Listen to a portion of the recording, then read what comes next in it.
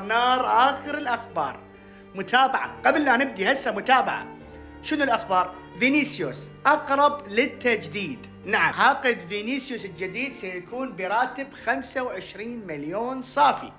هاي خلصنا من عندنا لحد الآن الأقرب للتجديد. ما تعرف ممكن بعد ساعة شنو يصير. صفقة ديومندي إلى ريال مدريد حسمت وستكلف 140 مليون شاملة للإضافات.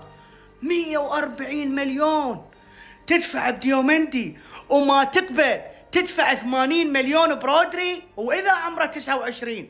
نعم، حاليا المفاوضات توقفت بين ريال مدريد ومانشستر سيتي، لأن ريال مدريد قدم 40، السيتي طلب 80. ريال مدريد قال للسيتي يابا 50، هذا أخير شيء، هذا قفل. واقفة المفاوضات لحد الآن بين الريال والسيتي، ودخل برشلونة على الخط ليتعاقد مع رودري. هل سيدفع برشلونة 80 مليون يورو من أجل الحصول على رودري؟ ما أعرف.